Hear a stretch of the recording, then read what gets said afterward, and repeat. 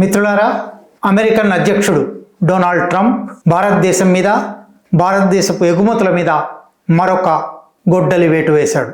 ఇవాళ వచ్చిన తాజా ప్రకటన ప్రకారం భారతదేశపు ఎగుమతుల మీద, అంటే అమెరికాలోకి దిగుమతి చేసుకునే భారతీయ సరుకుల మీద మరొక 25% అదనపు సుంకాలు విధించారు. మనం వారం కింద చేసిన వీడియోలో చెప్పినట్టుగా ఆ రోజే డొనాల్డ్ ట్రంప్ ప్రకటనలో అప్పటికి 25% సుంకాలు విధిస్తున్నానని, రష్యాతో భారత వాణిజ్య మైత్రికి శిక్షగా మరికొంత టారిఫ్ కూడా విధించబోతున్నానని ఆ రోజే అన్నాడు. ఇప్పుడు మరొక 25% అదనపు టారిఫ్ విధించాడు. ఇప్పటి నుంచి అమెరికాలోకి దిగుమతి అయ్యే భారతీయ సరుకులు 50% సుంకం చెల్లించి ఆ మార్కెట్లో ప్రవేశించవలసి ఉంటుంది. అంటే ఇవాల్టి వరకు $100 అమ్ముడైన భారతీయ వస్తువులు రేపటి నుంచి $150 అమ్ముడు కావలసిన పరిస్థితి వస్తుంది. ఈ శిక్ష పర్యవసానంగా ఏం జరుగుతుంది? 25% టారిఫ్స్ సందర్భంలోనే వారం కింద మనం అమెరికన్ వినియోగదారులకు వారి మార్కెట్లలో ధరలు ఎట్లా పెరుగుతాయి, ఆ ధరల పెరుగుదల వల్ల అమెరికాకు భారత ఎగుమతులు ఎట్లా తగ్గిపోవలసి వస్తుంది, భారత ఎగుమతులు తగ్గిపోవడం అంటే భారతీయ వ్యాపారాలు, పరిశ్రమలు ఎట్లా దెబ్బతింటాయి, ఎట్లా సరుకుల ఉత్పత్తి తగ్గించవలసి వస్తుంది, అందువల్ల కార్మికులు వేలాదిగా లక్షలాదిగా ఎట్లా నిరుద్యోగులై రోడ్డున పడవలసి వస్తుంది, భారత ఆర్థిక వ్యవస్థ ఏ రకంగా దెబ్బతింటుంది వంటి వివరాలు గత వీడియోలోనే మాట్లాడుకున్నాం. మళ్ళీ ఒకసారి పాత 25% టారిఫ్ ఇప్పుడు 50% టారిఫ్ అయింది. కొన్ని సరుకుల మీద ఉంది, కొన్ని సరుకుల మీద లేదు. కానీ స్థూలంగా 25% టారిఫ్ సందర్భంలో మాట్లాడుకున్న పర్యవసానాలే ఇప్పుడు కూడా ఉంటాయి. దానికన్నా ముఖ్యంగా ఇవాళ ట్రంప్ శిక్ష విధించారంటున్నాడు కదా. ఈ శిక్షకు కారణమైన భారత రష్యా వాణిజ్యం గురించి ఇవాళ మాట్లాడుకుందాం. అసలు ఏమిటి భారత రష్యా వాణిజ్యం? భారత రష్యా వాణిజ్యం ట్రంప్కు ఇంత కోపం తెప్పించడానికి ఎట్లా కారణమైంది? దీనికి కొంచెం చరిత్రలోకి వెళ్ళాలి. 1990 వరకు రష్యా అనేది లేదు. రష్యా అనే భాగం ఉంది, కానీ అది మొత్తం union of Soviet socialist republics అనే ఒక విశాల దేశంగా ఉండేది. యుఎస్ఎస్ఆర్ అనేవాళ్ళు. ఆ కాలంలో ప్రచ్ఛన్న యుద్ధం జరుగుతూ ఉండేది. అమెరికాకు యుఎస్ఎస్ఆర్కు, దాన్ని సోవియట్ యూనియన్ అని కూడా పిలిచేవారు, సోవియట్ యూనియన్కు మధ్య వాణిజ్యంలోనూ, భావజాలంలోనూ, రాజకీయాలలోనూ తీవ్రమైన ఘర్షణలు ఉండేవి. ఆ సందర్భంలో వలసానంతర భారతదేశం 1950ల నుంచి ఒకవైపు సోవియట్ యూనియన్తో, మరొక వైపు అమెరికాతో బేరసారాలు ఆడగలిగిన స్థితిలో ఉండేది. అందువల్లనే 1950ల నుంచి సోవియట్ పతనం దాకా 1989-90 దాకా సోవియట్ యూనియన్కు భారతదేశానికి మధ్య చాలా సత్సంబంధాలు ఉండేవి. సోవియట్ యూనియన్ భారతదేశానికి అనేక రకాల సహాయాలు చేసింది, సులభమైన వాణిజ్య ఒప్పందాలు చేసింది. దానికన్నా ముఖ్యంగా భారతదేశం ఇతర దేశాలతో వాణిజ్యం చేసినప్పుడు 1973 ఆయిల్ క్రైసిస్ తర్వాత, లేదా రెండవ ప్రపంచ యుద్ధానంతరం స్థూలంగా డాలర్ ఆధిపత్యం ఉండగా సోవియట్ యూనియన్ భారతదేశం తనకు డాలర్లు చెల్లించనక్కర్లేదని, విదేశీ మారక ద్రవ్యంగా డాలర్లు చెల్లించనక్కర్లేదని, ఈ రెండు దేశాల మధ్య రెండు దేశాల కరెన్సీలతో వాణిజ్యం సాగవచ్చునని రూబుల్ వాణిజ్య ఒప్పందాలు కుదుర్చుకుంది. అది భారతదేశానికి ఆ రోజుల్లో విదేశీ మారక ద్రవ్యం సంపాదించడమే చాలా కష్టంగా ఉండేది. అటువంటి సందర్భంలో డాలర్ కాకుండా రూపాయలు తీసుకోవడానికి ఎవరైనా సిద్ధపడితే, రూబుళ్లలో ఇవ్వడానికి ఎవరైనా సిద్ధపడితే అది భారత ఆర్థిక వ్యవస్థకు చాలా మేలు చేస్తుంది. కనుక 1950ల నుంచి 80ల చివరి దాకా భారతదేశానికి సోవియట్ యూనియన్కు చాలా వాణిజ్య సంబంధాలు మెరుగుపడ్డాయి, అభివృద్ధి అయ్యాయి. అది మాత్రమే కాదు, వలసానంతర భారతదేశంలో భారీ ఆధునిక పరిశ్రమలు నెలకొల్పబడాలి. ముఖ్యంగా ఉక్కు రంగంలో, స్టీల్ రంగంలో, సిమెంట్ రంగంలో, అటువంటి అనేక మౌలిక సాధన సంపత్తికి అవసరమైన రంగాలలో భారతదేశానికి, భారత ఆర్థిక వ్యవస్థకు బలం చేకూరాలంటే ఒక అగ్రరాజ్యం సహాయం చేయవలసి ఉంటుంది అనే ఉద్దేశంతో సోవియట్ యూనియన్ భారత ప్రభుత్వానికి, భారత ఆర్థిక వ్యవస్థకు చాలా సహాయాలు చేసింది.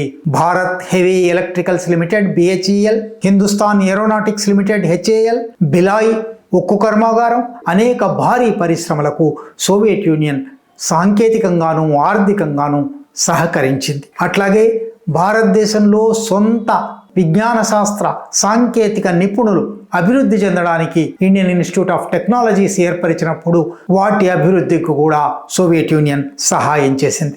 కానీ 1990లో సోవియట్ యూనియన్ కూలిపోయిన తర్వాత విచ్ఛిన్నమైపోయి అనేక రాజ్యాలు ఏర్పడ్డాయి. రష్యా అనే ఒక దేశం ఏర్పడింది. ఈ రష్యాకు భారతదేశానికి, పాత సోవియట్ యూనియన్కు భారతదేశానికి నడిచిన లాంటి సంబంధాలే తొలి దశాబ్దంలో సాగలేదు. రూపాయి రూబల్ మారక ఒప్పందం మారిపోయింది. డాలర్ల విదేశీ మారక ద్రవ్యమే చెల్లించవలసి వచ్చింది. అందువల్ల 1980ల చివరి నాటికి భారత రష్యా వాణిజ్యం $8.6 బిలియన్ ఉండగా అది 1990లలో $1.6 బిలియన్ పడిపోయింది. 2010లో మెల్లమెల్లగా అది పుంజుకోవడం ప్రారంభమైంది. 2010 నాటికి అది $9 బిలియన్ చేరింది. ఆ తర్వాతి దశాబ్దంలో అనేక మార్పులు జరిగాయి. 2014-15లో క్రిమియా యుద్ధంలో పాశ్చాత్య దేశాలన్నీ రష్యా మీద ఆంక్షలు విధించాయి. రష్యా వాణిజ్యం మీద ఆంక్షలు విధించాయి. అప్పుడు రష్యా సహజంగా భారతదేశం వైపు చూసింది. అందువల్ల వాణిజ్యం పెరిగింది. అది $11 బిలియన్ చేరింది. 2022లో ఉక్రెయిన్ యుద్ధం ప్రారంభమైన తర్వాత పాశ్చాత్య దేశాలు రష్యా మీద మరింతగా ఆంక్షలు విధించి అప్పుడు రష్యన్ ప్రభుత్వం భారతదేశంతో మళ్ళీ ఒకసారి రూపాయి రూబుల్ ఒప్పందాల్లోకి వచ్చింది. భారతదేశానికి రష్యాకు మధ్య వాణిజ్యం విస్తృతంగా పెరిగే అవకాశం వచ్చింది. అది మాత్రమే కాదు, ఇవాళ ట్రంప్ కోపానికి కారణమైన ప్రధానమైన అంశం 2022 ఉక్రెయిన్ యుద్ధం తర్వాత రష్యా అంతవరకు చమురు ఎగుమతులు అనేక దేశాలకు చేస్తూ ఉండేది, పాశ్చాత్య దేశాలకు చేస్తూ ఉండేది. ఆ పాశ్చాత్య దేశాలన్నీ చమురు దిగుమతులను ఆపేశాయి. అప్పుడు రష్యా తన చమురును భారతదేశానికి అతి ఎక్కువ డిస్కౌంట్లు, అతి ఎక్కువ రాయితీలు ఇచ్చి ధర తగ్గించి పంపించడం ప్రారంభించింది. అందువల్ల 2022 తర్వాత రష్యా చమురు ఎగుమతులు చేసే దేశాలలో చైనా మొదటి స్థానంలో ఉంది. భారతదేశం 2వ స్థానానికి వచ్చింది. అంతకుముందు ఎక్కడో అట్టడుగున ఉన్నది, హఠాత్తుగా 2వ స్థానానికి వచ్చింది. ఇంతకుముందే చెప్పినట్టుగా ఈ కొత్త వాణిజ్యం రూపాయి రూబుల్ మారకంలోకి మారుస్తాను అని రష్యా సిద్ధపడింది, భారత ప్రభుత్వం సిద్ధపడింది. అది మాత్రమే కాకుండా ఉక్రెయిన్ యుద్ధం తర్వాత అంతర్జాతీయ ద్రవ్య మారకానికి ఉపయోగపడే ఎలక్ట్రానిక్ ప్లాట్ఫామ్ ఒకటి ఉంది, స్విఫ్ట్ అని. ఈ స్విఫ్ట్ నుంచి పాశ్చాత్య దేశాలు రష్యాను బహిష్కరించాయి, రష్యాను రద్దు చేశాయి. అందువల్ల రష్యాకు పాశ్చాత్య దేశాలతో వాణిజ్యం చేసే స్విఫ్ట్లో పాల్గొనే అవకాశం పూర్తిగా పోయింది.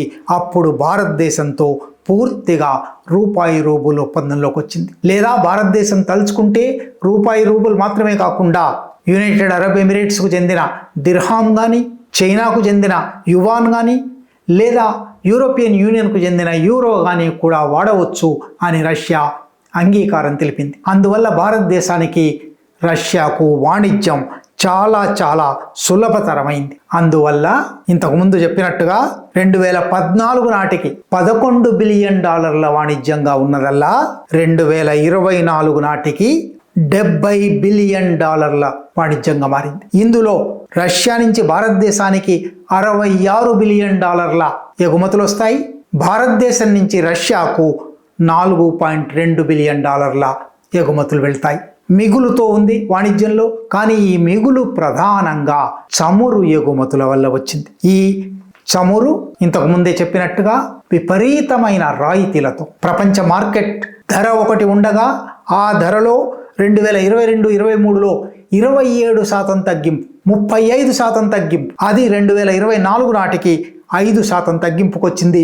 అయినప్పటికీ 5% తగ్గింపు అనేది కూడా చాలా పెద్ద మొత్తం. కాబట్టి భారతదేశపు చమురు ఆర్థిక వ్యవస్థ, ఆయిల్ ఎకానమీ రష్యన్ దిగుమతుల వల్ల చాలా చాలా లాభపడింది. అందువల్ల ఇది భారత ఆర్థిక వ్యవస్థకు మేలుగా ప్రయోజనంగా ఉంది గనక భారతదేశం కొనసాగిస్తుంది. ట్రంప్ దాని పట్ల కోపంగా ఉన్నాడు. అంటే భారతదేశం రష్యా నుంచి తక్కువ ధరకు దిగుమతి చేసుకోవడం వల్ల అంతర్జాతీయ వాణిజ్యంలో చమురు ధరల ఒడిదుడుకులు వస్తున్నాయి. అంతర్జాతీయ వాణిజ్యంలో భారతదేశం రష్యా లేకపోయి ఉంటే ఏ దేశాల నుంచి అమెరికా అనుకూల దేశాల నుంచి ఎట్లా దిగుమతి చేసుకొని ఉండేదో ఆ దిగుమతి అంతా రద్దయిపోయింది. అందువల్ల ట్రంప్కు ప్రధానమైన కోపం వస్తూ ఉన్నది. మరొక వైపు భారత అమెరికా వాణిజ్యం ఏమీ తక్కువది కాదు.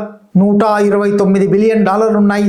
ఇండియా అక్కడ మిగులుతో ఉన్నది. అమెరికానే లోటులో ఉంది.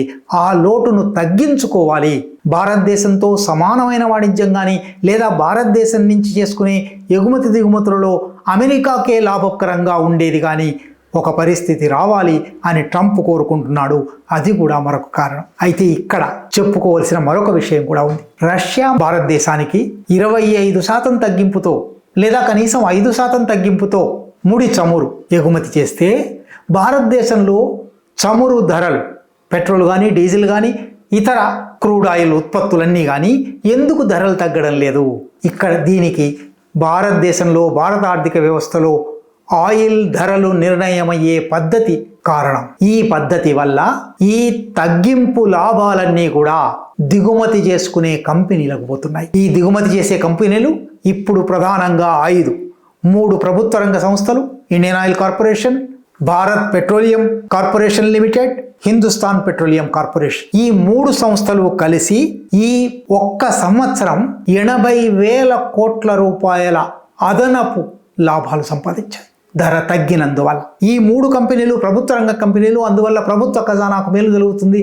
ఆ ప్రభుత్వ ఖజానా నుంచి ప్రజలకు అది అందుతుందా లేదా ధరలు తగ్గించకపోయినా అని అనుకోవచ్చు. కానీ ఈ 3 కంపెనీలు మాత్రమే కాకుండా 2 ప్రైవేట్ కంపెనీలకు కూడా ఈ ముడి చమురు దిగుమతి చేసి దాన్ని రిఫైన్ చేసి మళ్ళీ ఇతర దేశాలకు ఎగుమతి చేస్తున్నందువల్ల మితిమీరిన లాభాలు, విండ్ ఫాల్ ప్రాఫిట్స్ అంటారు, గాలివాటు లాభాలు వస్తున్నాయి, వచ్చి పడుతూ ఉన్నాయి. ఆ 2 కంపెనీలలో ఒకటి ముఖేష్ అంబానీ యాజమాన్యంలోని రిలయన్స్ పెట్రోలియం. ఈ రిలయన్స్ పెట్రోలియంకు ఒక్క 23-24 అంటే ఈ రష్యన్ చమురు దిగుమతులు ప్రారంభమైన తర్వాత సంవత్సరమే 79,020 కోట్ల రూపాయల లాభం వచ్చింది. మొత్తం ఈ లాభం ఇతర పనులు కూడా ఉన్నాయి వాళ్లకు. అందువల్ల మొత్తం రష్యన్ చమురు వల్ల కాకపోవచ్చు. లెక్కలు విడదీసి కూడా చూపెట్టారు. కానీ రష్యన్ చమురు వాళ్ళ మొత్తం వ్యాపారంలో 36% వాటా ఉంది. అంటే మొత్తం వాళ్ళు సంపాదించిన 79,000 కోట్ల రూపాయల లాభంలో కనీసం 30,000 కోట్ల రూపాయలు రష్యాతో భారతదేశానికి ఉన్న ఒప్పందం వల్ల జరిగింది. రష్యా నుంచి భారతదేశానికి జరుగుతున్న దిగుమతుల వల్ల జరిగింది. ఇది భారత ప్రభుత్వం హఠాత్తుగా దీన్ని మానేసి ముఖేష్ అంబానీకి నష్టం చేయదలుచుకుంటుందా? ఇది అమెరికా ఒత్తిడికి ఒక కారణం. 2వ కంపెనీ ఉంది, నయారా అని. ఈ నయారా కంపెనీ పూర్తిగా రష్యన్ ఎగుమతుల మీదనే ఆధారపడ్డది. ఆ కంపెనీకి ఒక్క సంవత్సరం 12,434 కోట్ల రూపాయలు వచ్చాయి. ఇది మొత్తం కూడా రష్యన్ చమురు రాయితీకి దొరికినందువల్ల మాత్రమే.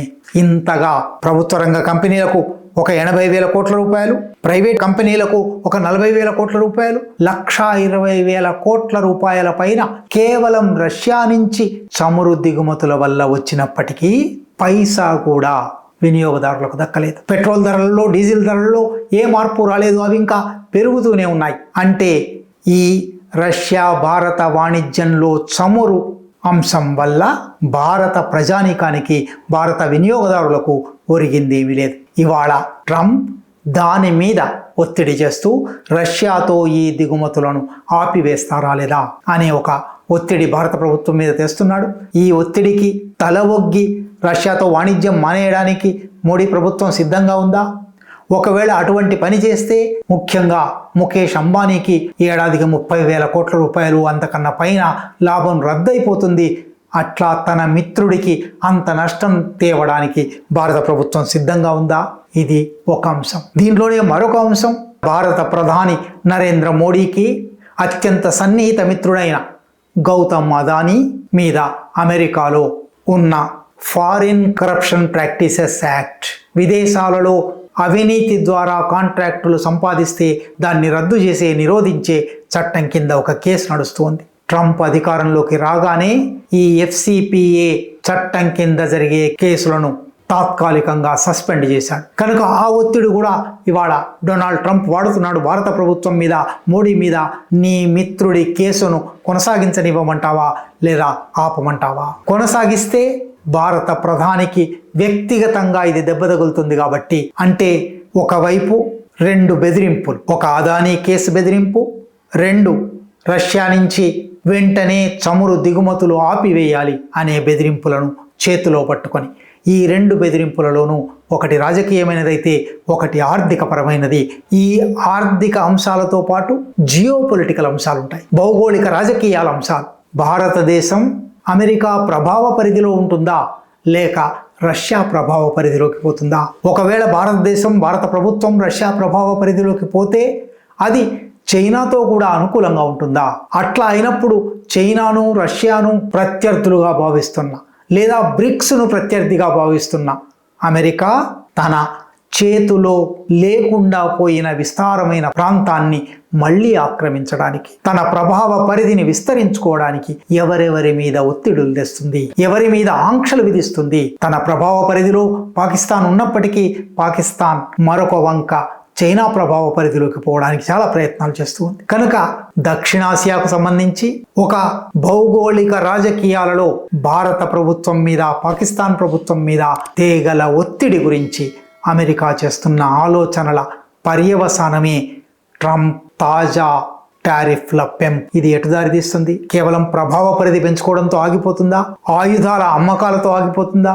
ఎగుమతి దిగుమతులను ఒక దేశం నుంచి మరొక దేశానికి మార్చండి అని అడగడంతో ఆగిపోతుందా?